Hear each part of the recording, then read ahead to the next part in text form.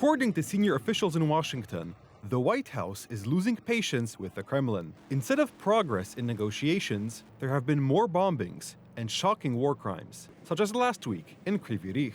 It seems that the American side is on the verge of issuing an ultimatum to Russia and imposing further sanctions if Moscow continues to drag its feet. 20 people were killed in an attack on Kryvyi Rih, including 9 children. A Russian rocket fell next to a playground. These images have not gone unnoticed. Washington, which is trying to broker a ceasefire, is losing patience. We're talking to Russia. We'd like them to stop. I don't like the bombing. The bombing goes on, and every week thousands of young people are being killed. And it's a horrible thing that should have never started, would have never started if I were president, 100%.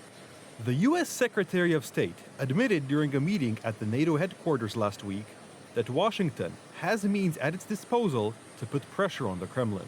And the message is the United States needs to know whether you're serious or not about peace. Ultimately, Putin will have to make that decision. The Russian Federation will have to make that decision.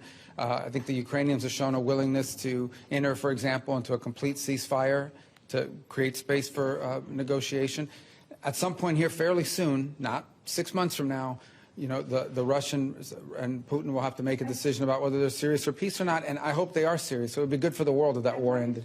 Both economic sanctions and arms shipments to Ukraine are being considered. The Trump administration has repeatedly stressed that, if negotiations fail, Kyiv will receive the necessary assistance to end the war on the battlefield. Ukraine has agreed to the U.S. proposal, the proposal for a full, unconditional ceasefire.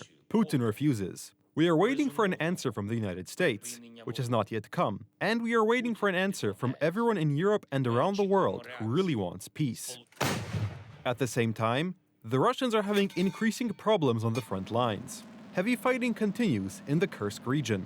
Russian forces are trying to regain control of the territory occupied by the Ukrainian army by pouring more troops into the area. In recent days, the commander of the drone unit of the Akhmat Special Forces, part of Kadyrov's Chechen army, was killed in a clash in this very area. Насыпай!